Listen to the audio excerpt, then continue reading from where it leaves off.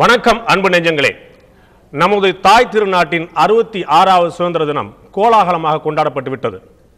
பள்ளிகள், கல்லூரிகள், அரசு அலுவலகங்களில் கொடியேற்றப்பட்டு விட்டது. குழந்தைகளுக்கும் பொதுமக்களுக்கும் இனிப்பு வழங்கியாகிவிட்டது. அவ்வளவுதானா சுதந்திரம்? அன்னையர் தினம், காதலர் தினம் மாதிரி இதுவும் கடந்து போகிற தினமா? அல்லது இந்த தினத்துக்கு வேற ஏதாவது முக்கியத்துவம் இருக்கிறதா? இந்த சுதந்திரம் நமக்கு தந்தது என்ன, தராதது என்ன? இதுதான் இன்றைய கேள்வி. சுதந்திரம் தந்ததும் தராததும். இந்த விவாதத்தில் பங்கேற்கவும் விடை தேடவும் நம்மோடு தமிழக பாரதிய ஜனதாவின் மூத்த தலைவர் இல கணேசன், தமிழக காங்கிரசின் மூத்த தலைவர் பீட்டர் அல்போன்ஸ், மூத்த வழக்கறிஞர் விஜயன், ஆடிட்டர் வெங்கடேஷ், மனிதவள மேம்பாட்டாளர் மாஃபா பாண்டியராஜன் ஆகியோர் இருக்கின்றனர். உங்கள் சார்பாக அவர்களை வரவேற்கிறேன். இன்றைய நிகழ்ச்சியில் முதல் கேள்வியை திரு இல கணேசனோடு ஆரம்பிக்கிறேன். இலகணேசன் சார், இந்த சுதந்திர தினம் கொண்டாடப்படும் அளவுக்கு என்ன விசேஷமான விஷயம் இருக்குன்னு நீங்க நினைக்கிறீங்க? கட்டாயமாக இது சாதாரண விஷயம் அல்ல. ஏறத்தாழ ஒரு 300 ஆண்டு காலமாக போராடி பெற்று செக்கெடுத்து தூக்கிலேறி தடியடி தாங்கி அரும்பாடுபட்டு இரத்தத்தை சிந்தி நிறைவாக நாம் ஒரு சுதந்திரத்தை பெற்றுவிட்டோம் என்பது ஒரு மகிழ்ச்சிக்குரிய செய்தி. நாம் நம் நாட்டை நாமே ஆட்சி செய்து கொண்டிருக்கிறோம் என்கிறது ஒரு பெருமிதத்துக்குரிய விஷயம். அந்த நாளை நாம் நிச்சயமாக கொண்டாடித்தான் ஆக வேண்டாம். ஆனால் இந்த சுதந்திரம் என்பது எதற்காக கொண்டாட வேண்டும் என்கின்ற கேள்வி உங்களிடமிருந்து அல்ல, இன்றைக்கு இருக்கிற இளைஞனுக்கே தெரியாமல் போனதற்கு ஒரு காரணம் என்னவென்றால், இது ஏதோ கத்தியின்றி ரத்தமின்றி சும்மா வந்த சுதந்திரம் என்பது போல எண்ணத்தை உண்டாக்கியது கூட ஒரு காரணமாக இருக்கலாம். நாம் சுதந்திரத்தை பெற்றோம், ஆனால் இந்த சுதந்திரத்தை எப்படி பெற்றோம் என்பதை இந்த இளைய சமுதாயத்திற்கு சொல்ல விட்டு விட்டோம் என்பதுதான் இன்றைய தினம். இந்த சுதந்திர தினம் என்பது ஏதோ மற்ற தினம் போல, அன்னையர் தினம் போல, மற்ற தினம் போல இதுவும் ஒரு தினம் என்பதாக நினைக்க தொடங்கி இருக்கிறார்கள். அதற்கு முன்பாக நான் ஒரு சின்ன வாழ்த்தை சொல்ல வேண்டாம். எல்லோரையும் போல சுதந்திரம் என்று சொன்னால் திரைப்படத்துறையில் இருக்கிற சில பேரை மாத்திரம் பேட்டி கண்டு ஒரு நாள் முழுவதும் நிகழ்ச்சியை முடித்து விடாமல் சுதந்திரத்தினுடைய அருமையை உணர்த்துவதற்காக ஒரு நிகழ்ச்சி நீங்கள் நடத்தி இருக்கிறீர்களே, அதற்காக உங்களுக்கு எனக்கு தனியான ஒரு பாராட்டுக்களோடு என் கருத்தை தொடங்குகிறேன். நன்றி கணேசன். அடுத்ததாக இந்த கேள்வியை நான் பீட்டர் அல்போன்ஸை கேட்க விரும்புகிறேன். நீங்க இதை எப்படி பார்க்குறீங்க? கொண்டாட்டத்துக்கான காரணம் இப்போது என்ன இருக்கிறது?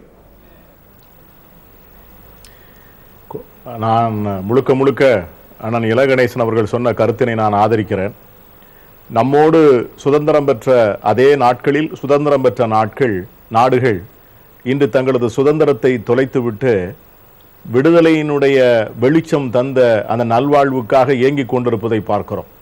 இந்திய துணைக்கண்டத்திலே நம்மளோடு சுதந்திரம் பெற்ற பாகிஸ்தான், நம்மோடு சுதந்திரம் பெற்ற பங்களாதேஷ், நம்மோடு சுதந்திரம் பெற்ற பர்மா, நம்மோடு சுதந்திரம் பெற்ற இலங்கை போன்ற நாடுகளை எல்லாம் ஒப்பிட்டு பார்க்கையிலே இன்று நாம் இந்த நாடுகளை விட பல வகையிலே மாறுபட்டவர்கள். இந்த நாடுகளிலெல்லாம் அநேகமாக ஓரின மக்கள் அல்லது ஈரின மக்கள் அல்லது ஒரு மொழி அல்லது இரு மொழி.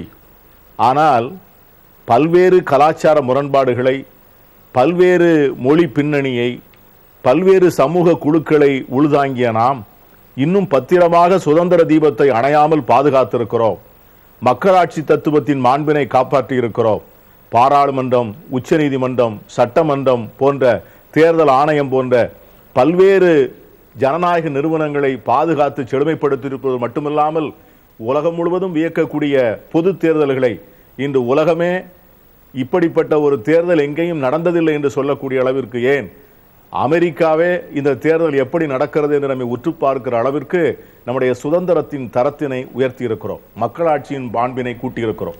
ஆகவே இது நிச்சயமாக பெருமைப்பட்டுக் கொள்ள வேண்டிய ஒரு தரம். நிச்சயமாக சுதந்திரம் நமக்கு தந்தது என்ன அப்படின்னு பார்க்கும்போது, என்னுடைய பார்வையில் கருத்து சுதந்திரம், பொருளாதார வளர்ச்சி, ஜனநாயக உரிமை, அனைவருக்கும் கல்வி, பயமற்ற தன்மை ஆகியவற்றை பார்க்கலாம்.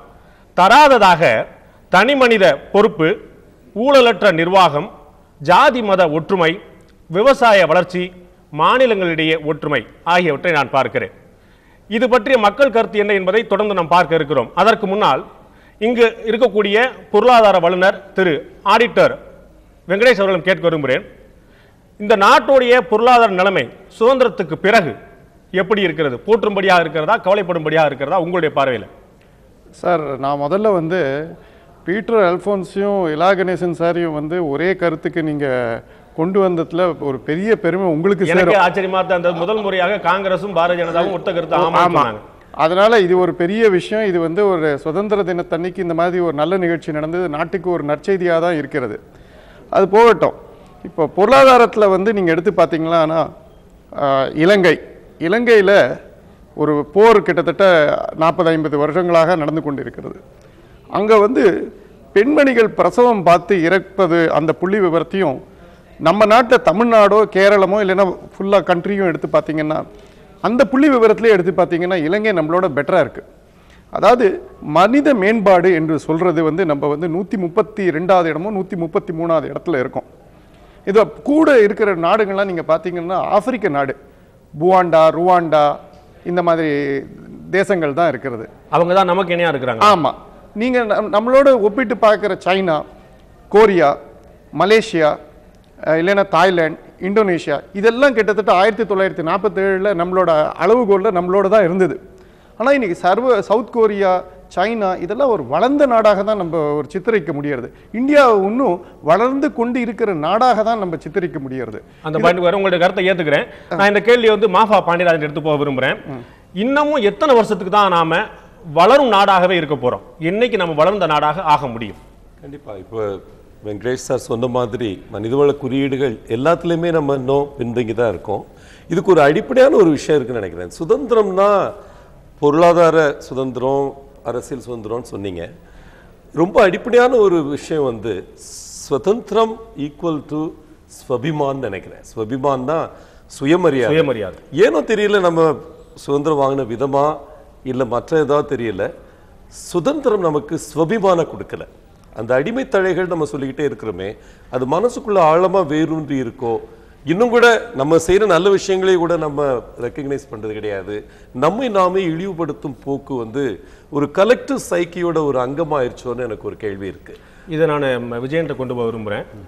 ஏன் இந்த தாழ்வு மனப்பான்மை, ஏன் நம்ம மேல நமக்கான சுயமரியாதை இல்லை, இந்தியர்களுக்கு சுயமரியாதை குறைவு அப்படின்னு பாண்டியராஜன் குற்றம் சாட்டுறார்? இல்லை, இதுக்கு அடிப்படையாக இந்த விவாதத்தை தொடங்குறதுக்கு முன்னாடி ஒரு விஷயத்தை தெளிவுபடுத்த விரும்புகிறேன். ஜனநாயகம் அப்படி தான் இப்போ பல்வேறு விதமான ஆட்சிகள் இருக்குது. மன்னர் ஆட்சி, இராணுவ ஆட்சி, அப்புறம் ஒரு கட்சி ஆட்சி, அப்படி பல விஷயங்கள் நம்ம பார்த்துட்ருக்குறோம். இருக்கிறதுல ஜனநாயகம்தான் சரியான முறை அப்படிங்கிறதுல ரெண்டாவது கருத்து இருக்க முடியாது. அதனால தான் இலா கணேசனும் பீட்டர் அல்ஃபான்ஸும் ஒத்து போனாங்க. ஜனநாயகத்தில் இல்லை இப்போ நமக்கு குறை. ஆனால் பிரச்சனை என்னென்னா, நமக்கு எப்படி தேர்தல் நடக்கிறது அப்படிங்கிறதோட ஜனநாயகம் முடிஞ்சு போச்சுன்னு நாம் நினச்சிக்கிட்டு இருக்கிறோம். நிர்வாகம் அப்படின்னு ஒன்று இருக்குது. ஒரு அரசு ஆட்சி அப்படின்னா நிர்வாகம்தான் முக்கியம். How do we govern our self அப்படிங்கிறது. நாம் நல்லா கவர்ன் பண்ணலன்னா நம்மளால் முன்னேற முடியறதில்லை, முன்னுக்கு வர முடியறதில்லை. உதாரணமாக, நமக்கு சுதந்திரம் வாங்கின அதே காலகட்டத்தில் ஒலிம்பிக் போட்டியில் சைனாவும் இந்தியாவும் கலந்துக்கிட்ட போது அவங்களுக்கும் 0 மெடல்ஸ் தான், நமக்கும் 0 மெடல் தான். ஆனால் இன்றைக்கி சைனா வந்து உலகத்தில் ஆல்மோஸ்ட் 2வது இடத்த வந்தாச்சு. நாம் இன்னமும் ஒரு 5 மெடல், அது கூட சில்வர் அண்ட் பிரான்ஸ் வாங்குறதே ஒரு பெரிய விஷயமா சொல்லிட்டு இருக்கிறோம். கிட்டத்தட்ட 120 கோடி மக்கள் இருக்கின்ற ஒரு ஜனநாயக நாட்டில் ஒரு முயற்சியை ஊக்குவிக்கின்ற, மக்களை ஒன்றுபடுத்தி அடுத்த கட்டத்திற்கு எடுத்துக்கூடக்கூடிய நிர்வாகம் இல்லாதது வெறும் ஓட்டு முறை. ஜனநாயகம் ஒன்லி ஃபார் எலெக்ஷனுக்கு கொண்டு இருந்தால் போதாது. இந்த மாதிரி இருக்கிறதுனால தான் நமக்கு வந்து ஒரு தன்னம்பிக்கை இல்லை. நமக்கு நிர்வாகத்துக்கு பழக்கப்படாத ஜனநாயகத்து மேலே தான் நம்பிக்கை வச்சுக்கோங்க. வெறும்னா பேச்சு சுதந்திரம் இருந்தால் போதாது.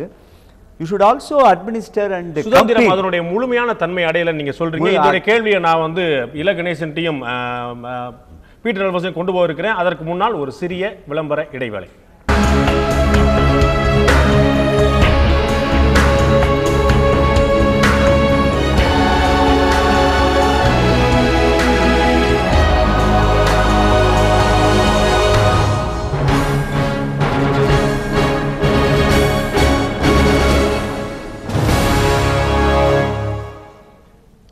(66 ஆண்டுகளுக்கு முன்பு கிடைத்த சுதந்திரம் இன்னும் முழுமையடையவில்லை என்ற ஒரு சிந்தனை, ஒரு கருத்து எழுந்திருக்கிறது. அதற்கான காரணம் என்ன? நாம் பொருளாதார தன்னிறைவை பெற்றிருக்கிறோமா என்பதை முதல் தகவலாக, முதல் கருத்தாக ஆலோசித்து வருகிறோம். திரு பீட்டர் அல்போன்ஸ், நீங்கள் சார்ந்திருக்கக்கூடிய காங்கிரஸ் கட்சி இந்த 66 ஆண்டுகளில் கிட்டத்தட்ட 50 ஆண்டுகளுக்கு மேலாக ஆட்சியில் இருந்திருக்கிறது. நாம் பொருளாதார தன்னிறைவு அடைந்திருக்கிறோம் என்று நீங்கள் நினைக்கிறீர்களா? அதாவது பொருளாதார தன்னிறைவு it is not a destination. அது ஒரு இலக்கல்ல, அது ஒரு பயணம். முதலில் அதை நாம் தெரிந்து கொள்ள வேண்டும். அடைய முடியாத இலக்கு. அதாவது நாம் வளர வளர வளர அடைய முடியாத இலக்குங்கிறனால நம்முடைய தேவைகளும் வளர்ந்து கொண்டே இருக்கும். இல்ல, நிச்சயமாக இல்லை. அதாவது நம்முடைய தேவைகள் வளர, இப்பொழுது நீங்க பாத்தீங்க 1947 ஒரு சட்டையிலே குத்துகிற அந்த சுதந்திர கொடியை குத்துகிற குண்டூசியை கூட நாம் வெள்ளைக்கார நாடுகளிலிருந்து இறக்குமதி செய்ய வேண்டிய நிலையில் இருந்தோம். இன்று செயற்கைக்கோள்களை அதிகமாக பறக்க விட்டிருக்கிற நாடுகளில் 6வது நாடாக இன்று இந்தியா இருக்கிறது. கண்டம் விட்டு கண்டம் தாவுகின்ற ஏவுகணையை நாம் செய்கிறோம். இன்று நம்முடைய சராசரி எக்ஸ்பெக்டன்சி ஆஃப் லைஃப், மனிதனுடைய சராசரி வயது என்பது 1947களிலே 32 வயதாக இருந்ததை இன்று ஏறக்குறைய 55லிருந்து 60 வயதாக உயர்த்தி இருக்கிறோம். நம்முடைய லிட்டரசி ரேட், நம்முடைய மக்கள் மத்தியிலே கல்வி கற்பவர்களுடைய எண்ணிக்கை விகிதாச்சாரம் இன்று பல மடங்கு அதிகரித்திருக்கிறது. 1947 எழுத படிக்க தெரியாத மக்களே ஏறக்குறைய 70-80 விழுக்காடு இருந்த நிலை மாறி இன்று 80 விழுக்காடு மக்கள் எழுத படிக்க தெரிந்தவர்கள் என்கிற நிலைக்கு உயர்த்தி இருக்கிறோம். இந்தியாவிலே மட்டுமல்ல, உலகத்தினுடைய மிகப்பெரிய நாடுகளிலே இருக்கக்கூடிய மிகப்பெரிய தொழில் குடும்பங்களிலே பணியாற்றக்கூடிய உங்களுடைய கருத்துக்கு மாற்று கருத்து தெரிவிக்கிறார் இல கணேசன். அவருடைய கருத்தை கேட்கலாம். நீங்க சொல்லுங்க சார். மாற்று கருத்து சொல்லுவதற்காக நான் விரும்பவில்லை. இந்த பாரத நாட்டுடைய பழம்பெருமை எல்லாம் உணர்ந்தால் இந்த ஆங்கிலேயன் வரும்பொழுது நம்மால் ஒரு குண்டூசி கூட உற்பத்தி செய்ய முடியவில்லை என்று சொன்னாரே. ஆனால் இந்த ஆங்கிலேயன் நாட்டுக்கு வருவதற்கு முன்பாக உலகத்திலேயே எல்லா துறைகளிலும் தலை சிறந்த ஆய கலைகள் 64னையும் ஏய உணர்விக்கும் எண்ணம்மை என்கின்ற வார்த்தைக்கு பொருத்தமாக நம்முடைய பாரதத்தாய் இருந்திருக்கிறாளே. ஆனால் நாடு விடுதலை பெற்று இத்தனை ஆண்டுகள் ஆன பிறகும் கூட இப்போது இவர் சொன்ன எழுத படிக்க தெரிந்தவர்கள் என்கின்ற வார்த்தை வெறும் கைநாட்டு கையெழுத்து போடுவர்களை வைத்துத்தான் கணக்கெடுக்கிறது. நாம் இன்னமும் எவ்வளவோ அடைந்திருக்க வேண்டாம், அடைந்திருப்பது மிக குறைவு. ஆனால் முக்கியமாக ஒரு கருத்தை நான் வலியுறுத்த விரும்புகிறேன். இந்த நாட்டு சுதந்திரத்தை பற்றி என்ன சொல்வார்கள் என்றால், சத்ரபதி சிவாஜி மகாராஜா சிம்மக்கோட்டையை பிடிப்பதற்காக தன்னுடைய தளபதி தானாஜியை அனுப்புகிறார்.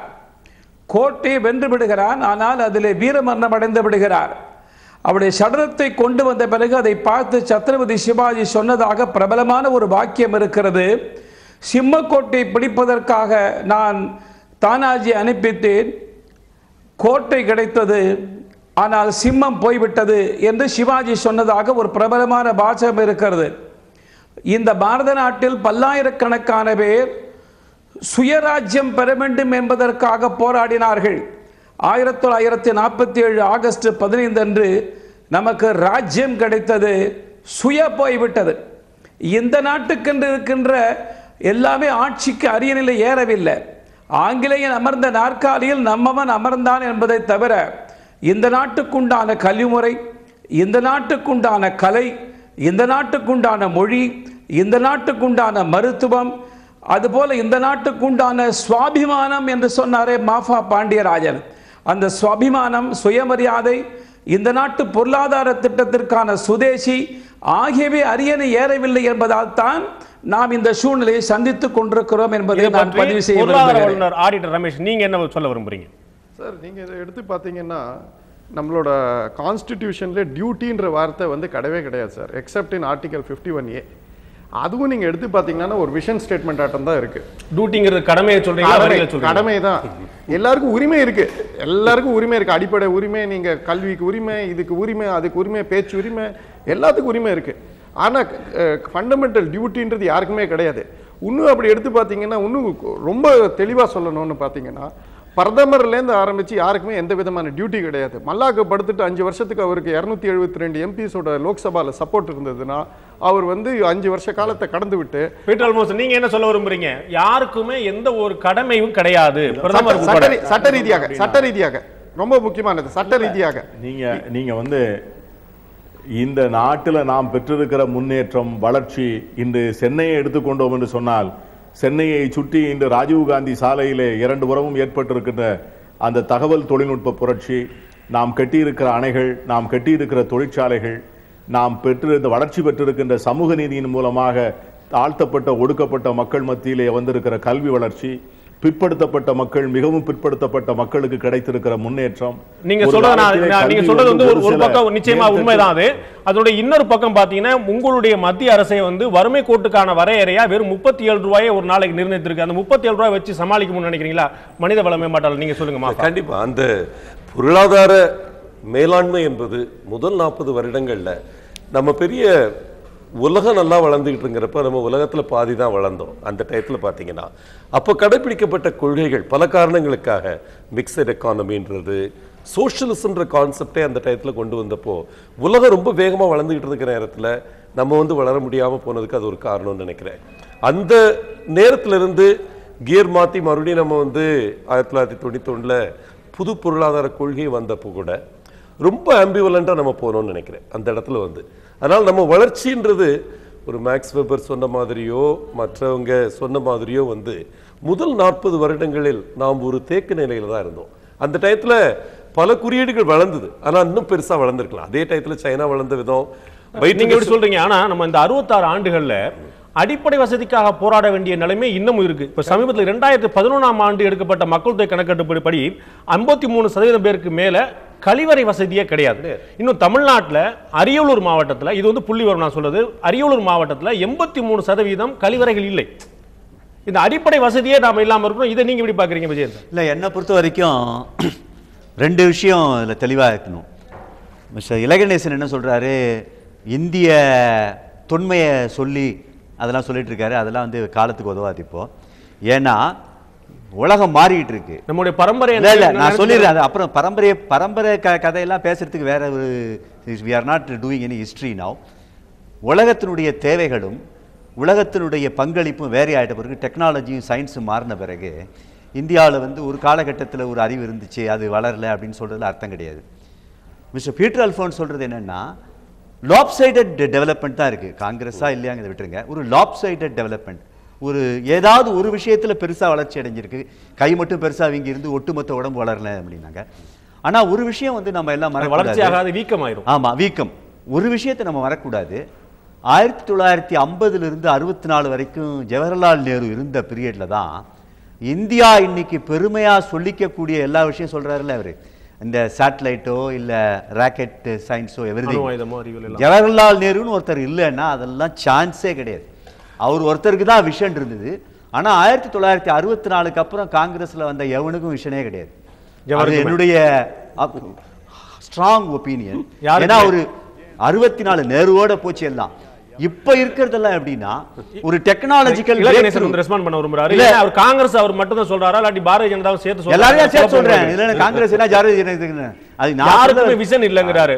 என்டிஏ பீரியட்ல இருந்து 6 வருஷம் நீங்க ஆட்சியில் இருந்திருக்கீங்க, உங்களுக்கு சேர்த்து அந்த குற்றச்சாட்டு. கணேசன்,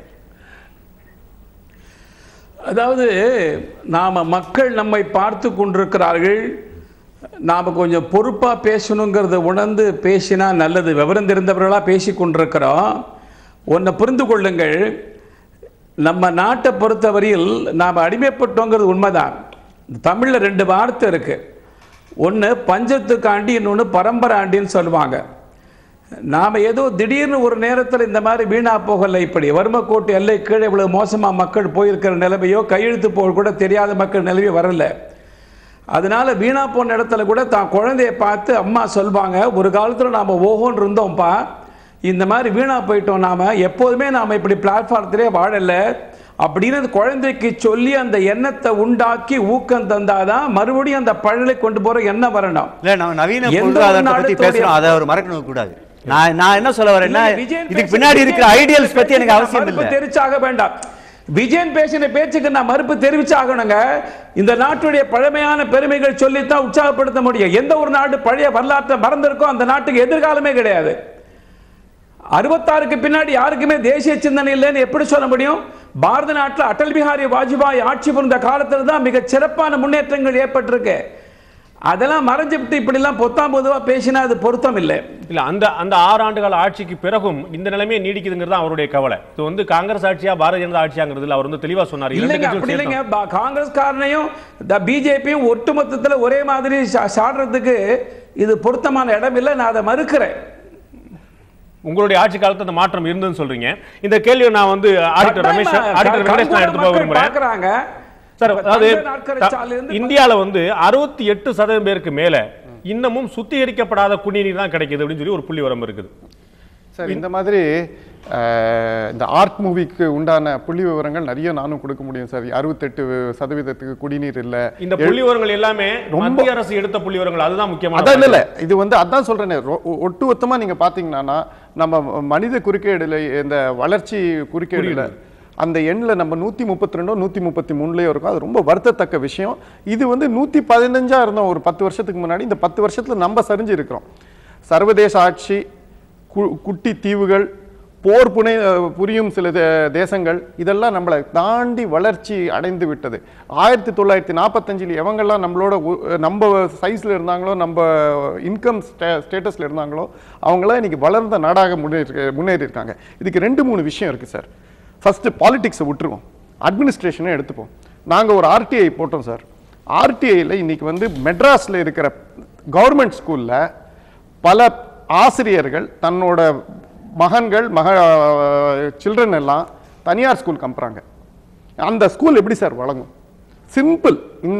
தான் வந்து எந்த ஸ்கூலில் டீச்சராக இருக்காரோ அந்த மாதிரி ஸ்கூலில் தன்னோட மகனை ஒரு ஆசிரியர் அனுப்ப மாட்டேன்றாரு, பக்கத்து தனியார் ஸ்கூலுக்கு அனுப்புறாரு. அப்ப அந்த அரசு பள்ளி எப்படி சார் வழங்கும்? கல்வி நிலையம் பற்றி நீங்க சார், இதுக்கு மாத்து கருத்து இருக்கு சார். இதுக்கு ஒரு நிமிஷம் மாற்று வழி இருக்கு. இந்த வழி என்னன்னு கேட்டீங்கன்னா, எல்லா அரசாங்கமும் மேண்டேட் பண்ணிடணும்.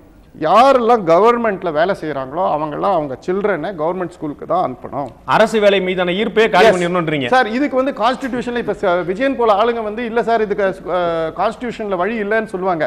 பட் சார், இது வந்து கான்ஸ்டிடியூஷனை நீங்க அமெண்ட் பண்ணுங்க. அதுதான் சமச்சீர் கல்வி, அதுதான் ரைட் டு எஜுகேஷன், அதுதான் உண்மையான தரத்தை கொடுக்கும். ஒரு ஆட்டோக்காரன் பையன் எப்போ IAS அதிகாரி பையனோட படிக்கிறானோ அப்பதான் உங்களுக்கு கல்வி வளரும். கல்வி வளர்ந்தால் கல்வி வளர்ச்சி பற்றிய உங்களுடைய கேள்வியை முன்னெடுத்து செல்வோம் ஒரு சிறிய விளம்பர இடைவேளைக்கு பிறகு.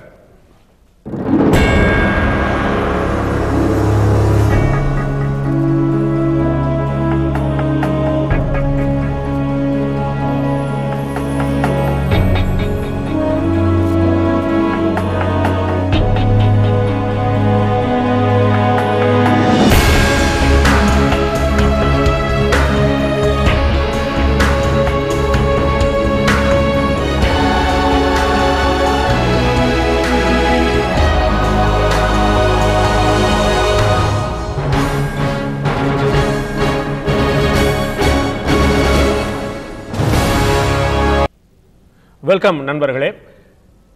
இன்றைய விவாதம் சுதந்திரம் தந்ததும் தராததும். இது பற்றிய விவாதம் இங்கே நடந்து கொண்டிருக்கும் போது இந்த சுதந்திரம் பற்றிய மக்களின் கருத்து என்னவாக இருக்கிறது, தங்களுக்கு என்ன கிடைத்தது, என்ன கிடைக்கவில்லை என்று மக்கள் என்ன சொல்கின்றனர் கேட்கலாம் வாருங்கள்.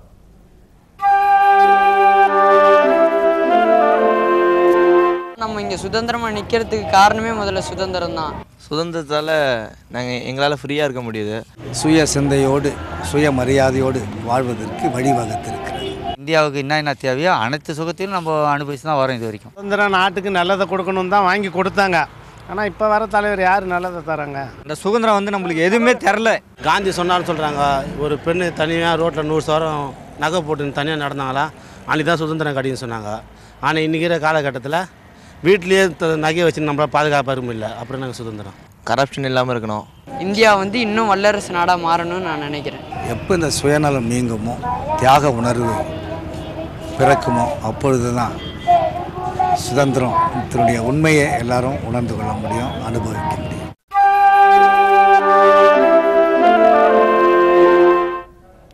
ஒரு பொதுவாக ஒரு 6-7 பேர்கிட்ட கேட்டால் கூட அவங்களுக்கு வந்து ஒரு அதிருப்தியும் ஒரு விரக்தியும் தான் அதிகமாக தென்படுது. அதுக்கான காரணம் நம்முடைய அரசியல் நிர்வாகம், அதில் பூந்திருக்கக்கூடிய ஊழல்னு சொல்லலாம். எல்லா துறையிலையும் பூந்திருக்கக்கூடிய ஊழல் ஒரு மிகப்பெரிய விசுவரம் எடுத்திருக்குது. விஜயன் சார், உங்களால் வந்து ஊழல் இல்லாத துறை அப்படின்னு ஒரு துறை உங்களால் ஞாபகப்படுத்தி சொல்ல முடியுமா? இல்லை, அதில் ஊழலை பொறுத்த வரைக்கும் நாம் ஒரு விஷயம் எல்லாரும் மறந்துட்டோம். என்ன அப்படின்னாக்கா, ஊழல் அப்படிங்கிறது ஒரு one cause one effect matter இல்லை. அதுக்கு ஒரு காரணம் ஒரு காரணி மட்டுமல்ல. ஊழலுக்கு வந்து அடிப்படையாக பல விஷயங்கள் பேஸாக இருக்குது. ஊழலை வந்து ஜஸ்ட் ஒரு கமிஷன் போட்டோ இல்லை இப்போ இவர் அண்ணா சாரை கேட்குற மாதிரி ஒரு அமைப்பு வச்செல்லாம் ஊழல்லாம் தடுத்துட முடியாது. நான் ஒரு உதாரணத்துக்கு சொல்கிறேன். அதாவது லோக்பாலால ஊழல் தடுக்கவே முடியாது, கண்டிப்பாக முடியாது. என்ன ரீசன்னாக்கா, இப்போ ஒரு உதாரணத்துக்கு சொல்லிடுறேன். இன்றைக்கி இருக்கிறதுல வந்து பஞ்சாயத்து எலெக்ஷன் தான் வந்து லோயஸ்ட் எலெக்ஷன். ஒரு பஞ்சாயத்தில் 5000 பேர் ஓட்டு. இது சென்னைக்கு அருகில் நடந்த ஒரு கிராமத்தில் நானே அதை பார்வையிட்டேன். 5000 ஓட்டுக்கு 3 கண்டஸ்டிங் பார்ட்டிஸ் இருக்காங்க. அவர் ஒருத்தர் தான் ஜெயிக்க போகிறாரு. தலா வந்து 50 லட்சம் ரூபா செலவு பண்ணுறாங்க. ஸோ ஒரு 5000 ஓட்டு வாங்குறதுக்கு பஞ்சாயத்து போர்டு பிரசிடென்ட்டுக்கு 1,50 லட்சம் செலவாகும். அதுதான் உங்களுடைய ஜனநாயகத்தினுடைய அடிப்படையே. நாம் விரும்பியவரை நான் ஓட்டு போட்டு தேர்ந்தெடுக்கலாம். ஆக அடிப்படை ஜனநாயகமே ஒரு லஞ்சம் இல்லாமல் நடக்கலேன்னு எல்லாருக்கும் தெரிஞ்சிட்ட பிறகு உங்களுடைய குற்றச்சாட்டை நான் இந்த மாதிரி பார்க்கிறேன். அதாவது ஓட்டு போடுறது கூட காசு வாங்கக்கூடிய கல்ச்சர், ஒரு கலாச்சாரம் மக்களிடம் வந்து அரசியலே அப்படி ஆயிடுச்சு. மக்கள் ஓட்டு காசு வாங்குறாங்க, தட்டு முக்கியம் இல்லை. உங்களுடைய அரசியல் முறையில் ஆட்சியை பிடிக்கிறது அப்படிங்கிறது, பவரை எடுக்கிறது, டெமோக்ரஸிங்கிறது எப்படி இருக்குன்னா பணத்தின் மூலமாக தான் சேர முடியுது. அதனால ஒரு 5000 ஓட்டு வாங்குறதுக்கு அதனுடைய காஸ்ட் எஃபெக்ட் வந்து 1.5 கோடி ரூபாய் ஆகுது அப்படின்னாக்க 1.5 கோடி ரூபாய் செலவாகிற ஒரு சிஸ்டம் ஒரு பஞ்சாயத்து தலைவரில் வேணும்னா எப்படி நீங்க வந்து ஒரு ஊழலற்ற ஒரு நிர்வாகத்தை எதிர்பார்க்க முடியும்? அதனால ஒரு ஜனநாயகம் மட்டும், ஓட்டு போடும் முறை மட்டுமே இதுக்கு உண்மையான மக்கள் மேல் இவர் வந்து அரசியல் முறையே வந்து அந்த மாதிரி ஆயிடுச்சுன்னு சொல்றாரு. பீட்டர் அல்போன்ஸ், நீங்க எப்படி ரியாக்ட் பண்ண விரும்புறீங்க? அதாவது முதல்ல நீங்க வந்து எனக்கு வந்து கொஞ்சம் அதிகம் டைம் கொடுக்கணும். ஏன்னா எல்லா குற்றச்சாட்டுகளும் ஆளுகின்ற அரசை நோக்கியும் நிச்சயமாக இல்ல. இது வந்து இது ஆளுங்கட்சி பத்தி இல்ல. இது ஆளுங்கட்சி பத்தி இல்ல, அரசியல் நிர்வாகம் பற்றி. ஆளுங்கட்சி காங்கிரஸ் பற்றியோ பாரதிய ஜனதா பற்றியோ தரப்பு என்ன? இப்போ நீங்க நீங்க வந்து இப்போ 55 விழுக்காடு குடியிருப்புகள்ல கக்கூசே இல்லைன்னு சொல்றாங்க. அதுக்கு யாரு குறை? இப்போ நீங்க எத்தனை பேர்கிட்ட மொபைல் போன் இருக்கு? இந்தியாவில் வந்து ஏறக்குறைய 130 கோடி மக்கள் வந்து ஜனத்தொகைனா ஏறக்குறைய 100 கோடி மக்கள் வந்து மொபைல் போன் வச்சிருக்காங்க. இன்னைக்கு வந்து வறுமை கோட்டி நிலைக்கு வந்து 37 ரூபா 38 ரூபா. அதுதான் அடிப்படையான கேள்வி. நமக்கு வந்து ஒவ்வொரு குடும்பத்துக்கும் ஒரு கழிவறை தேவையா? ஒவ்வொரு தனி மனிதருக்கும் ஒரு செல்போன் தேவையா? எதுக்கு நம்ம அரசியல் தீர்வு எதுக்கு பிரையாரிட்டி கொடுக்க போறோம்? போன் வாங்க முடியுது, ஆனால் வந்து கழிவறை வைக்க முடியாதுன்னு சொல்றோம். டாஸ்மாக்ல போய் ஒரு மாதத்திற்கு 15,000 கோடி 16,000 கோடி ரூபாய்க்கு வந்து குடிக்க முடிகிறது. ஆனால் வீட்டுல வந்து பாதுகாத்த குடிநீர் வாங்க முடியல. இதற்கெல்லாம் வந்து அரசாங்கத்தை குறை சொல்லணுங்கிற மனப்பான்மை வருவதே தப்பு. நீங்க காரணம் என்ன என்பது ஒன்று இருக்கிறது. தேர்தல் முறைகளுக்கு காரணம் என்ன? தலைமை என்ற ஒன்று இருக்கிறது என்று இந்த நாட்டில் வந்து சிங்கப்பூர் பிரதமர் வந்து இந்தியாவை பற்றி சைனாவை ஒப்பிட்டு பேசுறீங்க. இன்னைக்கு சைனாவுக்கும் நமக்கும் உள்ள பெரிய வித்தியாசம் என்னன்னு கேட்டீங்கன்னா டெமோக்ரஸி தான். இன்னைக்கு சைனாவில் வந்து இன்னைக்கு ஒரு இடத்தை டெவலப் பண்ணணும்னு நினைத்தீங்கன்னா நாளை கழிச்சு காலையில அந்த இடத்துல உள்ள அத்தனை பேரும் காலி பண்ணிடணும்னா காலி பண்ணிடணும். அந்த நாட்டில் வந்து சுப்ரீம் கோர்ட்ல போய் ஃபண்டமெண்டல் ரைட்ஸ்னு சொல்லி யாரும் ரிட்டு போட முடியாது. அங்க இருக்கிற எதிர்க்கட்சி என்று கொண்டு சொல்லி பாராளுமன்றத்தை முடக்க முடியாது. அதிகமான ஜனநாயக உரிமை கொடுக்கப்பட்டதுதான் இந்த பிரச்சனைகளுக்கு காரணம். அவர் சொல்றதுல ஒரு விஷயம் உண்மை என்னன்னா, நம்மளுடைய பலம் எதுவோ எதுக்கு சொல்றேன்னா, நம்மளுடைய பலம் எதுவோ அதுதான் நம்மளுடைய பலவீனம். நம்மளுடைய ஜனநாயகம் தான் நம்மளுடைய பிகெஸ்ட் பர்டன். அதை இல்லைன்னு சொல்ல, நான் சொல்ல வந்து என்னன்னா, அடிப்படையா ஓட்டு வந்து கவர்மெண்டே நடத்தினா வேற விஷயம். இன்னைக்கு இருக்கிற ஓட் பாலிடிக்ஸ்ல கிராஸ் ரூட் எலெக்ஷன் பஞ்சாயத்து லெவல்லையே இது நடக்குது. இதை மறுக்கவே முடியாது. இது கட்சி சம்பந்தப்பட்ட விஷயம் இல்லை. அதனால நம்மளுடைய முதலா கரெக்ட் பண்ண வேண்டிய இடம் எதுன்னா, நம்மளுடைய எலெக்டோரல் பாலிடிக்ஸ் இருக்குல்ல, அதை கரெக்ட் பண்ணாம வேற எதையுமே கரெக்ட் பண்ண முடியாது. ஏன்னா பணம் இருந்தாதான் எலெக்ஷனுடைய பவர் கேப்சரிங் பண்ண முடியும். பீட்டர் சொல்லுங்க சார். சொல்லுங்க பீட்டர் சார். சொல்லுங்க பீட்டர் சொல்லுங்க. அதாவது இந்த நாட்டில் வந்து இது அதாவது வந்து ஒரு ஆங்கிலத்தில் வந்து அருமையான ஒரு வாசகம் உண்டு. இந்த people get the form of government which they deserve. மக்களுக்கு எந்த அரசு தகுதியோ அந்த அரசு தான் அவர்களுக்கு கிடைக்கும். மக்கள் வந்து தகுதியற்றதா இருக்கிறான்னு சொல்றாங்க. நான் வந்து இந்த ஆடிட்டர் வெங்கடேஷ் அந்த கேள்வியை கொண்டு போக விரும்புறேன். மக்கள் வந்து அவர்களுடைய தகுதிக்கு ஏற்பதான் ஆட்சியாளர்களை பெறுகிறார்கள் அப்படின்னு பீட்டர் சொல்றாரு. வெங்கடேஷ், நீங்க எப்படி டைட் பண்றீங்க? அதாவது சார், எந்த குறைய சொன்னாலும் ஊழலை சொன்னாலும் அது காங்கிரஸை நோக்கி தான் இருக்குன்றது வந்து சொல்லாம ஒத்துக்கிறதுக்கு வந்து நான் வந்து பீட்டர் அல்போன்ஸ் சாருக்கு வந்து தலை வணங்குறேன். ஏன்னு சொன்னீங்கன்னா, இப்போ சத்திக்கு நம்ம வாதம் வந்து எந்த அரசியல் கட்சியை நோக்கி அல்ல, இது வந்து அரசாங்கத்தை நோக்கி, அரசு சிஸ்டமை நோக்கி. First thing. செகண்ட் திங், இப்போ இன்னைக்கு இருக்கிற அரசியல், இவர் நம்ம விஜயன் சார் சொன்ன மாதிரி அடிப்படை ஒரு 5000 பேர் கொண்டு இருக்கிற ஒரு எலெக்ஷன்ல 1.5 கோடி ரூபாய் செலவாகுதுன்னா, அப்ப அந்த கண்டஸ்டன்ஸ் 3 பேரும் எவ்வளவு தூரத்துக்கு லஞ்சம், ஊழல், கருப்பு பணம் இத்தியாதி இந்த மாதிரி விஷயங்கள்லாம் அவங்க ஈடுபட்டாதான் அந்த மாதிரி ஒரு எலெக்ஷன்ல அவங்களால ஈடுபட முடியும். அதுதான் அவர் வந்து விஜயன் சொல்றாரு. அதுக்கு தான் பீட்டர் அல்போன்ஸால மாத்து கருத்து தெரிவிக்க முடியல. Yes, you get the government you deserve, and unfortunate that the people of this country did not deserve the type of government that we had for the last 50 years. நீங்க எப்படி ரியாக்ட் பண்ண விரும்புறீங்க? பாருங்க, people get the government they deserve, correct தான். அதான் இப்போ ஊழல் எடுத்துக்கிட்டீங்கன்னா, எலக்டோரல் பாலிடிக்ஸ், கரப்ஷன் எடுத்துக்கிட்டீங்கன்னா, ஏன் தமிழ்நாட்டில் மட்டும் இவ்வளவு இருக்கு? இன்னைக்கும் கூட குஜராத்லயோ ராஜஸ்தான்லயோ ஈவன் நம்ம அண்மையில் இருக்கிற மாநிலங்கள்ல கூட இந்த அளவுக்கு ஊழல் இல்லையே. இப்போ வந்து தமிழகத்துல இருக்கிற அளவுக்கு எலக்ட்ரல் கரப்ஷன் வந்து வேற எங்கேயுமே கிடையாது சார். இந்தியால வந்து காசு கொடுக்கறதுன்றது, ஓட்டு காசு கொடுக்கறது யூனிக். இங்க வந்து தமிழ்நாட்டு அளவுக்கு யூனிக். அது காங்கிரஸ் ஆள்ற டெல்லி மாநிலமா இருந்தாலும் சரி, பிஜேபி ஆள்ற குஜராத்தா இருந்தாலும் சரி, ஏன் அங்கெல்லாம் இல்ல?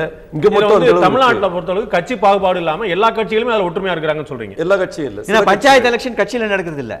அதுதான் நான் சொல்ல வந்தது என்னன்னா, விஜயன் வந்து அதுக்காக அந்த உதாரணத்தை எடுத்தாரு. அதாவது ஒரு கட்சி இல்லாம, ஒரு கட்சியின் பின்னணி இல்லாம, ஒரு தனி ஒரு சின்னங்களை முன்வைத்து நடக்கக்கூடிய தேர்தலில் கூட இது மாதிரியான விஷயங்கள் நடக்குது. அப்ப எனக்கு ஒரு ஆச்சரியமான தகவல் என்னன்னா, எல்லா நீங்க பேசக்கூடிய 5 பேருமே மக்கள் மீதான ஒரு குற்றச்சாட்டை வந்து முன்மொழிறீங்க. ஆமா, மக்கள் வந்து அவருடைய தகுதிக்கு ஏற்ற மாதிரி தான் பண்றாங்க. இல்ல கணேசன், நீங்க எப்படி ரியாக்ட் பண்றீங்க? இப்போ ஆட்டோக்காரரு ஒரு 50 ரூபா கூட கேட்குறாருன்னு வச்சுங்களேன், என்னையா இப்படி அநியாயமாக கேட்குறேன்னு சொன்னால், அவன் கோடிக்கணக்கில் கொள்ளடிக்கிறான். அதெல்லாம் கேட்கறதை விட்டுவிட்டு ஒரு சாதாரண 50 ரூபா கேட்டுக்கு பேச வந்துட்டார் பெருசா அப்படிங்கிறான். அப்போ இந்த சாதாரண ஒரு ஆள் 50 ரூபா கூட கேட்கறதுக்கு துணிச்சல் கொடுக்கறது ஆட்சியில் இருக்கிறவன் செய்கிற ஊழல் தான். அவர் பீட்டர் அல்போன்ஸ் சொன்னார், the people will get the government deserve. அதே மாதிரி இன்னொன்று இருக்குது, இந்த நல்லொழுக்கம் நல்ல விஷயங்கள்லாம் இட் பர்குலேட்ஸ். மேலே இருக்கிறவங்க ஊழல் பண்ணுறவளா இருந்தால் கீழே இருக்கிற ஆளும் ஊழல் பண்ணுறவளா தான் இருப்பாங்க. இன்னைக்கு குஜராத்தில் எதனால ஊழல் குறைவா இருக்கு யோசிச்சு பார்க்கணும். இல்ல கர்நாடகால வந்து ஏன் முதலமைச்சர் அதிகமா இருக்கு? என்னுடைய சந்தேகம் சார், கர்நாடகால நான் காங்கிரஸை குற்றம் சாட்டினேன். உங்களுக்கு கிடைச்சு போச்சுங்க கர்நாடகா. நான் எது கேட்டாலும் அந்த கர்நாடகா அந்த ஒன்னே சொல்லிட்டு இருக்கீங்க. இன்னொரு உதாரணம் முயற்சி பண்றேன். ஜார்க்கண்ட்ல மதுகோடா வந்து நீ கூட முயற்சி பண்ண வேண்டாம், கிடைக்காது உங்களுக்கு. நான் நல்ல உதாரணம் சொல்லிட்டு இருக்கேன். 100 உதாரணம் நான் காங்கிரஸ் பத்தி சொல்ல முடியும், ஒரு உதாரணம் கர்நாடகா பத்தி நீங்க சொல்லிட்டு இருப்பீங்க. நீங்க அதனால மத்தியில் ஆட்சி இருக்கிற ஊழலா இருந்தா கிழக்கு கட்சியை பத்தி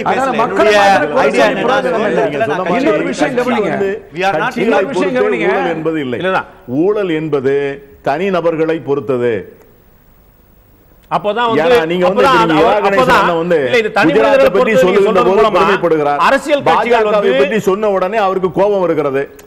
அவர் அதனால நான் என்ன சொல்றேன்னா, தயவு செய்து ஊழலை வந்து எந்த கட்சிக்கும் பொதுவாக வைக்கின்ற பேசுகின்ற அந்த மனப்பான்மையை வந்து நீங்க நாம தவிர்க்கணும். இன்னைக்கு காங்கிரஸை பொறுத்தவரை நான் வந்து பகிரங்கமாக ஏற்றுக்கொள்கிறேன், ஊழல் செய்தவர்கள் காங்கிரஸ் கட்சியில் இருந்தால் அதை காங்கிரஸ் கட்சி ஏற்றுக்கொள்ளாது. அவர்கள் மீது நடவடிக்கை எடுக்கக்கூடிய முதல் வேலையை காங்கிரஸ் தைரியமாக செய்திருக்கிறது. நான் இன்னைக்கு என்ன சொல்றேன்னு கேட்டீங்கன்னா, இன்னைக்கு எல்லா அரசியல் கட்சிகளிலையும் இந்த இடதுசாரி கட்சிகள் கூட இந்த ஊழல் புகாருக்கு அப்பாற்பட்ட கட்சிகள் அல்ல. ஏன் இடதுசாரி கட்சியில எடுத்துக்கொடுங்க, உங்களுடைய தொலைக்காட்சி பெட்டியில அட்வர்டைஸ்மெண்ட் ரேட் பண்றதுக்காக வேண்டி ஒரு ஆர்கனைசேஷன் இருந்ததுன்னா நீங்களே வந்து அதெல்லாம் மேனிபுலேட் பண்றாங்க அங்க. சோ இது வந்து ஊழல் என்பது அரசியல்வாதிக்கு மட்டுமல்ல, இது அரசாங்க நிர்வாகத்தில் இருக்கிற ஒவ்வொரு தனி மனித ஒழுக்கம், இப்படி வந்து இந்த நாட்டினுடைய மாரல் வேல்யூஸே சரிந்து போய் இருக்கிறது. ஆகவே அதை தூக்கி நிறுத்துவதுதான் வந்து முதல்ல உங்கள்ட்ட சொன்னதுமே இது வந்து காங்கிரஸ் பற்றியோ பாரதிய ஜனதா பற்றியோ இல்ல, ஒரு அரசியல் நிர்வாகம் பற்றி 66 ஆண்டு காலமான சுதந்திரம் பெற்று நாம வந்து ஒரு விஷயம் இதுல சொல்ல விரும்புறேன். சைனாவுக்கும் இந்தியாவுக்கும் நிறைய பேர் எக்ஸாம்பிள் சொல்லும்போது ஒரே ஒரு கண்டென்ட் நம்ம எல்லாரும் மறந்துடுறோம். சைனாவுக்கு இந்தியாவுக்கு என்ன டிஃபரன்ஸ்னா, சைனால வந்து governance is nationalised, politics is localised. அப்படின்னா என்ன அர்த்தம்னா சைனாவில் நேரடி எலெக்ஷன் வந்து வெறும்னா அந்த லோயஸ்ட் லெவல் இருக்குல்ல அந்த பஞ்சாயத்து அந்த கார்பரேஷன் அதுக்கு தான் பண்ண முடியும், மற்றெல்லாம் இன்டைரக்ட் எலெக்ஷன். ஆனால் கவர்னன்ஸ் இஸ் நேஷனலைஸ்ட். இந்தியாவில் governance is localised but politics is nationalised. We are having 3 elections, ஒரு பஞ்சாயத்து, ஒரு ஸ்டேட் எலெக்ஷன், ஒரு சென்ட்ரல் எலெக்ஷன். இந்த மாதிரி நம்மளுடைய பல நேரங்களை வந்து எலெக்ஷன்லேயே பண்ணுறோம், தப்பு இல்லை. ஆனால் அந்த எலெக்ஷன் டெமோக்ராட்டிக் ப்ராசஸ் வந்து கரெக்டு. ஆனால் நம்மளுடைய டெமோக்ராட்டிக் ப்ராசஸ் நடக்கிற விஷயம் இருக்குல்ல, மெத்தடாலஜி, அது வந்து பணத்தின் மூலமாகவோ இல்லை வேற ஏதாவது காரணத்தினால தான் பெற முடியுது. அதனால நம்மளுடைய டெமோக்ராட்டிக் ப்ராசஸ் எலெக்டோரல் ப்ராசஸை ரிஃபார்ம் பண்ணாமல் நம்மளுடைய நிர்வாக திறமையை கொண்டு வரங்கிறது சாத்தியமே இல்லை. அது என்னைக்கு நடக்குதோ அன்னைக்கு தான் இந்தியா. நீங்க சொன்ன அந்த டெமோக்ராட்டிக் ப்ராசஸ் வந்து இந்த 66 ஆண்டுகளா சாத்தியமா இருக்கா நீங்க நினைக்கிறீங்க மாஃபா? இல்லை, கவர்னன்ஸ் அப்படின்றது ரொம்ப வீக்காக இருக்குது சார் நமக்கு. அதுக்கு வந்து டெமோக்ராட்டிக் ரிஃபார்ம்ஸ் வந்து நிறைய வேணும். அடிப்படையான விஷயங்கள் எலக்ட்ரல் ரிஃபார்ம்ஸ்ன்றதே நம்ம தொட மாட்டேங்கிறோம். இப்போ ஒரு ஆர்டிஐ வந்திருக்கு, பெரிய தாக்கத்தை உருவாக்கியிருக்கு. ஏன் வந்து இந்த ரோல் ஆஃப் மணி இன் எலெக்ஷன்ஸை குறைக்கக்கூடாது? எளிதாக பண்ணக்கூடிய விஷயங்கள், ஈவன் மீடியா கூட அதை ஹைலைட் பண்ணலாம். ஃபேக்ட் என்னன்னா, இல்லை மீடியா தான் இதை அதிகமாக ஹைலைட் பண்ணிட்டு வந்திருக்கு. ஆனால் வந்து எல்லாரும் சொல்ற குற்றச்சாட்டு நான் வர தனி மனிதர்கள், சாமானிய மனிதர்களும் இந்த ஊழலுக்கும் இந்த முறைகேடுகளுக்கும் உடந்தையா இருக்கிறாங்கிற குற்றச்சாட்டுக்கு நீங்க எப்படி பதில் சொல்ல வருமுறீங்க? இப்போ இன்னைக்கு பாருங்க சார், தமிழ்நாட்டில் ஒவ்வொரு கான்ட்ராக்ட்லையும் குறைஞ்சது 10% 15% வரைக்கும் எடுக்கிறாங்கன்றது ஓப்பன் சீக்ரெட். பிடபிள்யூடியாக இருந்தாலும் சரி, டுவாடாக இருந்தாலும் சரி, என்ன அரசு கான்ட்ராக்டாக இருந்தாலும் சரி எடுக்கிறாங்கன்றது fact of the matter. But அப்படி ஒன்று இல்லைன்ற மாதிரி ஒரு இமேஜ் வந்து ஓடிட்டு இருக்கு. இதை பற்றி நீங்கள் என்ன சொல்ல வருமுறை வெங்கடேஷ்? நீங்கள் சொல்லுங்கள், உங்களுடைய கருத்தை பதிவு பண்ணுங்க சார். இப்போ பொலிட்டிக்கல் ரிஃபார்ம்ஸ் ஒரு பக்கம் இருக்கச்சு, அட்மினிஸ்ட்ரேட்டிவ் ரிஃபார்ம்ஸ் ரொம்ப இம்பார்ட்டன்ட், ஜுடிஷியல் ரிஃபார்ம்ஸும் ரொம்ப important. Judicial reforms perhaps Vijayan sir பேசட்டும். பட் அட்மினிஸ்ட்ரேட்டிவ் ரிஃபார்ம்ஸை பொறுத்த வரைக்கும் நீங்கள் எந்த ஐஏஎஸ் அதிகாரியோட ரூமில் போய் உங்களோட டிக்னிட்டியோட வெளில வர முடியாது. அதாவது அந்த அளவுக்கு வந்து இன்னும் அந்த வெள்ளைக்காரம் போட்டு வைத்து இருக்கிற திட்டங்கள் தான் இன்றைக்கும் ஓடிக்கொண்டு இருக்கிறது. இன்றைக்கி ஒரு ஐஏஎஸ் அதிகாரிக்கு வந்து நாட்டில் நடப்ப இருக்கிற பஸ்ஸில் இருக்கிற போகிற பிரயாணிகளோட பிரச்சனையோ, இல்லைன்னா ரயிலில் இருக்கிற பிரச்சனையோ, இல்லைன்னா ஸ்கூலில் இருக்கிற பிரச்சனையோ எதுவுமே தெரியாது. அவங்க வந்து ஒரு கொக்கூண்டா ஒரு 30,000 அடிக்கு மேலே வாழ்கிற மாதிரி வாழ்ந்து கொண்டு இருக்கிறாங்க. இந்த இடைவேளையை குறைக்கணும். இதுக்கு குறைக்கிறதுக்கு அட்மினிஸ்ட்ரேட்டிவ் ரிஃபார்ம்ஸ் வரணும். அதுக்கு தான் நான் சொன்னேன், முதல்ல நீங்கள் ஒரு ஐஏஎஸ் அதிகாரியோட மகனை வந்து ஐஏஎஸ் ஒரு சாதாரண கார்பரேஷன் ஸ்கூலில் சேர்த்திங்கன்னா அந்த கார்பரேஷன் ஸ்கூல் ஒரு கான்வெண்ட்டாக மாறிடும். அதே மாதிரி இன்னைக்கு வந்து ஒரு ஐஏஎஸ் அதிகாரிகள் 17D பிடிச்சி ஆஃபீஸுக்கு போனாங்கன்னா பிரஸ் பிரச்சனையெல்லாம் உங்களுக்கு தீரும், போக்குவரத்து பிரச்சனைகள்லாம் தீரும், சாலைகள் கிளியர் ஆகும். இன்னைக்கு சாலைகளை ஆக்கிரமித்து இன்னைக்கு வந்து 40 அடி சாலை 10 அடியாக இருக்கிறது. அது காரணம் என்ன?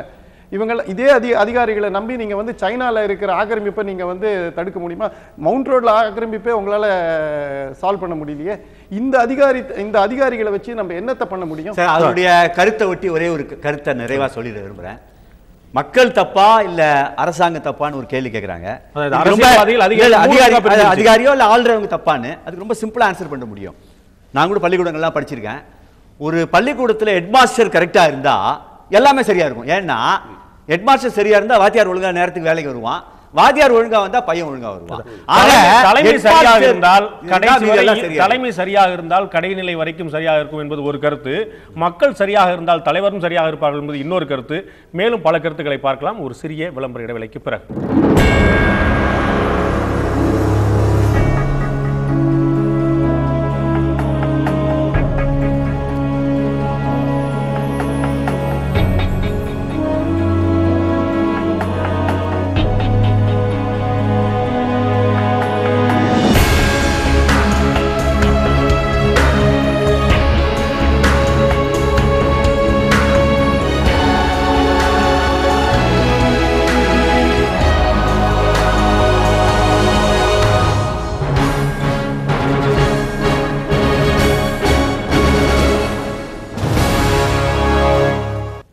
வெல்கம் பேக் நண்பர்களே.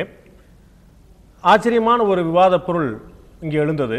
இதற்கான காரணம் முறைகேடுகளுக்கும் குற்றச்சாட்டுகளுக்கும் வளர்ச்சியின்மைக்கும் காரணம் அரசியல் தலைமை என்று ஒருபுறம், மக்கள் தான் காரணம் என்று ஒருபுறமும் இரண்டு கருத்துக்கள் எழுந்தன. உண்மையான காரணம் என்பதை தேட முயற்சிக்கிறோம். விஜய் சார், நான் உங்கள்கிட்ட வரேன். இந்த பிரச்சனைகளுக்கு தீர்வு என்னன்னு நீங்க சுருக்கமாக சொல்ல முடியுமா? இது வந்து எல்லா தரப்புலையும் நம்ம வந்து ஒவ்வொரு துறையிலும் நம்ம வந்து ஒரு பிரச்சனை சொல்றோம். இதுக்கான தீர்வா, ஒட்டுமொத்த தீர்வா ஒரு எளிய வழியா தான் இருக்கு. முதல் தீர்வு, சுதந்திர தினத்தன்னைக்கு மட்டும்தான் ஒரு பாட்டு போடுவாங்க அடிக்கடி, சாரே ஜகாசி அச்சா இந்தியான்னு ஒரு நாடுன்னு. ஆனால் நடைமுறையில் பார்த்தீங்கன்னா இந்தியாங்கிறது ஒரு நாடா இல்லை. ரீஜனலிசம், ரிலிஜனிசம், கேஸ்டிசம் அப்படின்னு பல குரூப்பாக தான் இந்தியா வந்து எல்லாரும் பார்க்குறாங்க, இந்தியாவை கவர்ன் பண்ணுறாங்க. ஆக இந்தியா வந்து முன்னாடி அடுத்த ஸ்டெப் எடுத்து வைக்கணும்னா ஒட்டுமொத்த இந்தியாவை அடிப்படையாக வைத்து எல்லா விஷயமும் வேணாம், பேசிக்காக சில விஷயங்கள், அதாவது சுகாதாரம், போக்குவரத்து, communication, public health, education, both lower level and higher levels, இந்த மாதிரி ஒரு 6 விஷயத்தை இந்தியா பூராவுக்குமே ஒரு நேஷனல் ஒரு பிராட் பேஸ் நேஷன் வைஸ் நடத்த ஆரம்பிச்சிட்டாலே, அதுல ரீஜனலிசம் லோக்கலிசம் அதெல்லாம் வராம இருந்தாலே இந்தியா வந்து கண்டிப்பா அடுத்த ஸ்டேஜ் போவோம். நம்மளுடைய பிரச்சனையே என்னன்னா, நம்ம ரொம்ப லோக்கலைஸா போயிட்டோம். லோக்கலைஸ்ல ரீஜன் மட்டும் இல்லாம ரொம்ப கேஸ்டிஸ்டா ஆயிட்டோம். இந்தியன் கவர்னன்ஸே இன்னைக்கு என்னன்னா அவுட் அண்ட் ரைட் காஸ்டிஸ்டா இருக்கு. ஏன்னா பொலிட்டிக்கலா அது வந்து வின் பண்றதுக்கு உதவுறதுக்கு ஒரு பெர்மிட்டேஷனுக்கு வருதுனால. அதனால ஃபர்ஸ்ட் அண்ட் ஃபார்மோஸ்ட் திங் என்ன அப்படின்னாக்கா அடிப்படை கட்டமைப்பு நேஷன் வைஸா இருக்கணும். ஒரு விஷயம் இந்தியாவில் நடந்தா தண்ணின்னு எடுத்தாக்க இந்தியா பூராவுக்கும் தண்ணி கிடைக்கணும், எலக்ட்ரிசிட்டின்னு எடுத்தா இந்தியா பூராவுக்கும் எலக்ட்ரிசிட்டி கிடைக்கணும், எஜுகேஷன் எடுத்தா இந்தியா பூராவுக்கும் கிடைக்கணும். அதில் வந்து northern eastern state, southern state, இதில் லெஃப்ட்டு ரைட்டு அப்படின்லாம் இருக்கக்கூடாது. Entire when you do something, எலெக்ஷனை மட்டும் எல்லா ஸ்டேட்டுக்கும் நடத்துகிறோம், எல்லா இடத்துக்கும் ஒரே நாள் நடத்துகிறோம். இலகணேசன் தன்னுடைய கருத்தை பதிவு பண்ண சொல்லுங்க சார். நீங்கள் ரொம்ப நாளாக நான் பார்த்துட்டு இருக்கேன், என்னை வெறுமனே பார்வையாளராக உட்கார வச்சுட்டீங்க. அதனால் மீதி பேர் அதிகமாக கருத்து சொல்கிறதுக்கு வாய்ப்பு கிடைச்சிருக்கு. ஒரு கால ஸ்டுடியோவுக்கு வராதனால இருக்கலாம். இருந்தாலும் இப்போ சொல்கிறையாவது தடுக்காமல் குறுக்கிடாமல் கேட்டால் நல்லது. சொல்லுங்க. அதாவது முன்னேற்றம்னா என்னங்கிறத பற்றி கற்பனை முதல்ல ஆட்சி இருக்கிறவங்களுக்கு இல்லை. ரெண்டாவது, ஆங்காங்கு ஊழல் நடந்து கொண்டிருக்கிறதுன்னு சொன்னால் இன்னைக்கு எந்த துறையில் ஊழல் இல்லை? எல்லா துறையிலையும் ஊழல் இருக்கு. அரசியல் அதிகமாக இருக்கலாம், அது பிரபலமாக இருக்கலாம். உச்ச நீதிமன்ற நீதிபதிகளை பற்றி கூட நீதிபதியில் முன்னாள் நீதிபதியே ஒருவரே விமர்சனம் பண்றாரு. மரியாதைக்குரிய ஆசிரியர்களே தப்பு பண்றாங்க, வக்கரமாக நடந்துக்கிறாங்க. இதுக்கெல்லாம் காரணம் சமுதாயம் கெட்டு போயிருக்கு. சமுதாயம் கெட்டு போயிருந்தா இந்த சமுதாயத்திலேருந்து எல்லா துறைக்கும் மோசமான ஆள் தான் கிடைப்பாங்க. சமுதாயத்தை திருத்துறதுக்கு 3 அம்சங்கள் தேவை, 3 கேந்திரங்கள் தேவை. ஒன்று பள்ளிக்கூடம், கல்வி நிலையங்கள், அதனுடைய கல்வி திட்டங்கள் அது ஒழுங்காக இருக்கணும். ரெண்டாவது ஆன்மீக நிலையங்கள், மூணாவது குடும்பங்கள், வீடுகள். இந்த 3 ஒழுங்காக இருந்து சமுதாயம் சீர்திருத்தினா இந்த நாடு ஒரு காலகட்டத்தில் எப்படி மிக சிறப்பாக இருந்ததோ அப்படி பண்பாடோட சிறப்பாக நிச்சயமாக அமையும். ஆனால் இதுக்கு உறுதுணையாக இருக்கிற அரசாங்கம் தேவை. இந்த அரசாங்கம் இந்த நாட்டுடைய முக்கியமான அடிப்படையாக முதுகெலும்பாக இருக்கிற கிராமத்தை பற்றி கவலைப்படவே இல்லை. வினோபாஜி சொன்ன மாதிரி அந்நியர்கள் ஆட்சி பண்ண போது கிராமங்கள் சுதந்திரமாக இருந்தது, நாம் ஆட்சிக்கு வந்த பிறகு கிராமங்கள் அடிமைப்பட்டதுன்னாரு. நீ கிராமங்கள் நசிந்து கொண்டிருக்கிறது, விவசாயம் நசிந்து கொண்டிருக்கிறது. பெருவாரியான மக்கள் அவங்க தான். இந்த நாடு கிராமத்தை நம்பியிருக்கிற நாடு, விவசாயத்தை நம்பியிருக்கிற நாடு. அதை பற்றி நாம் சிந்திக்காத வரையில் வேறு எந்த முன்னேற்றத்தை பற்றி சிந்தித்தாலும் அது முழுமையாகாதுங்கிறது என்னுடைய கருத்து. அதுக்கு இமீடியட் பதில் ஒன்றே ஒன்று இருக்கு என்கிட்ட. அவர் என்ன சொல்ல வர்றாருன்னா, நன்னெறி இயேசுநாதர் தொடங்கி இஸ்லாமில் தொடங்கி ஔவையார் வரைக்கும் நன்னெறி நிறையா சொல்லிட்டாங்க. நன்னெறி எப்படி குள்ளநெறி ஆகுங்கிறது ஒரு சின்ன உதாரணம் சொல்கிறேன். மெட்ராஸில் வந்து ஒரு ஹைகோர்ட் ஜட்ஜ் என்ன பண்ணார், ஒரு பெயில் அப்ளிகேஷன் ஒருத்தன் போடுறான். அவனுக்கு நல்ல புத்தி, அவன் ஒரு காங்கிரஸ் எம்எல்ஏ வரணும். அப்போது நல்ல புத்தி வரணுங்கிறதுக்காக அவர் போய் இந்த மதுரையில் இருக்கிற காந்தி ஆசிரமத்தில் ஒரு வாரம் இருந்துட்டு நோட்ஸ்லாம் எடுத்துகிட்டு வாங்கினார். அவன் மதுரையிலுக்கு போயிட்டு வந்துட்டார்.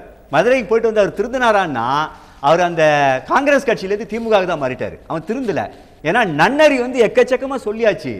எல்லாரும் தான் நன்னறி வச்சிருக்கோம். நன்னறின்னு ஒன்று இருந்துட்டாலே மக்கள் நல்லவங்கள ஆயிட மாட்டாங்க. உங்களுக்கு நான் ஏற்றுக்கிறேன். இந்த சுதந்திர காற்றை முழுமையாக சுவாசிக்கிறதுக்கு நாம செய்ய வேண்டிய மாற்று ஏற்பாடுகள் என்ன நீங்க நினைக்கிறீங்க? முதல்ல சார் சொல்றது நன்னறிகள் வந்து கட்டமைப்புகளாக உருவெடுக்கணுங்க. இது தலைமை ஒன்று, மக்கள் ஒன்று, இந்த 2 டைமென்ஷன் மட்டும் கிடையாது. 3வது டைமென்ஷன் சிஸ்டம்ஸுங்க. என்ன சிஸ்டம்ஸ் இருக்கணும்? கவர்னன்ஸ் சிஸ்டம்னாலும் சரி, எஜுகேஷன் சிஸ்டம்னாலும் சரி, நன்னெறிகள், சமுதாயத்தில் இருக்க வேண்டிய நன்னெறிகள் கட்டமைப்புகளாக உருமாற வேண்டும். அதற்கு தக்க அரசியல் தலைமை வேணும். சார் சொன்ன நான் ஒத்துக்கல. நேருக்கு அப்புறம் யாருக்கு விஷன் இல்லைன்ற நான் ஒத்துக்கவே மாட்டேன். சாஸ்திரி வந்து நேருவை விட பெரிய பிரைம் மினிஸ்டர் நான் நினைக்கிறேன் பர்சனலா.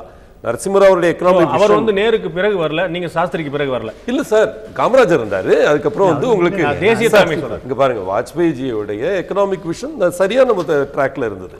கனெக்டிவிட்டியை ஃபோக்கஸ் பண்ணி இந்தியாவுக்கு வந்து உலக அரங்கில் பெரிய மரியாதை உருவானது நம்ம பொக்ரான் அணுகுண்டு வெடிச்சதுக்கு அப்புறம் என்ன பண்ணோம் அந்த 6 வருஷன்றதுல உலகத்துல நமக்கு மரியாதை கூடிச்சு. அதனால விஷன் ஈவன் நரசிம்மராவுக்கு அந்த 5 வருடங்கள் கூட அவருடைய எக்கனாமிக் விஷன் நல்ல விஷனாக தான் இருந்தது. அதனால விஷன் இருந்தது. ஆனால் அந்த நன்னெறிகள்ன்றது கட்டமைப்புகளாக உருவெடுத்தது. எங்கேயோ ஒரு ஆர்டிஐ வந்திருக்கு, எங்கேயோ ஒரு சில விஷயங்கள் வருதே தவிர அடிப்படையான கண்ட்ரோல் மெக்கானிசம் ஜுடிஷியரியாக இருக்கட்டும் இல்லை ஈவன் டிஃபென்ஸாக இருக்கட்டும் அதில் எதுவுமே அந்த கட்டமைப்புகள் செட் ஆக மாட்டேங்குது. அதுக்கு ஒர்க் பண்ணும். இது ஏன் செட் ஆகலைங்கிற பற்றி நீங்கள் என்ன நினைக்கிறீங்க மிஸ்டர் ஆடிட்டர் வெங்கடேஷ்? உங்கள்கிட்ட கேட்க வரும் சார். இது யாருக்குமே தப்பு பண்ணால் தண்டனை கிடைக்கும்ன்ற ஒரு பயமே போய்விட்ட ஒரு நாடாக இருக்குது சார். குறிப்பாக அரசியல்வாதிக்கு இன்றைக்கி எந்த 2G ஸ்பெக்ட்ரம் எடுத்துக்கோங்க, இல்லைன்னா எந்த ஊழல் எடுத்துக்கோங்க, யாருக்கும் எந்த பயமும் கிடையாது. பகலில் கொள்ளையை எடுத்தால் யாரும் நம்மளை கேட்க மாட்டார்கள், யாரும் நம்மளை ஒன்றும் அசைக்க முடியாது. அப்படியே யாராவது கேட்டுவிட்டால் அவர்களை பணத்தாலே அதே பணத்தை வைத்துக்கொண்டு அடித்து விடலாம் என்ற ஒரு நம்பிக்கை இந்த நாட்டில் ஆணித்தனமாக விட்டது. உங்கள்ட்ட நான் திரும்ப வரேன். அதுக்கு முன்னாடி நான் பீட்டர் நான் கேட்க சார், நீங்கள் ஒரு அரசியல் பிரமுகரா, நீங்கள் இந்த நாட்டை சுதந்திர காற்றை சுவாசிக்கிறதுக்கு என்ன ஒரு நல்ல தீர்வு இருக்குன்னு நினைக்கிறீங்க? என்ன கேட்குறீங்களா? ஆமாம் பீட்டர் சார், உங்களை தான். பீட்டர் அதாவது சார் ஒன்று நம்மகிட்ட சார் நான் மாஃபா சொன்னாரான்னு தெரியல, வெங்கடேசன் சொன்னாரா, விஜயன் சொன்னாரான்னு தெரியல. எலக்ட்ரல் ரிஃபார்ம்ஸ் ரொம்ப முக்கியம். அதாவது இந்த நாட்டில் யாரும் எந்த சட்டமன்ற உறுப்பினர், நாடாளுமன்ற உறுப்பினர், முதலமைச்சர் என்று எது எடுத்தாலும் 2 தடவைக்கு மேல வரக்கூடாதுங்கிற ஒரு விதியை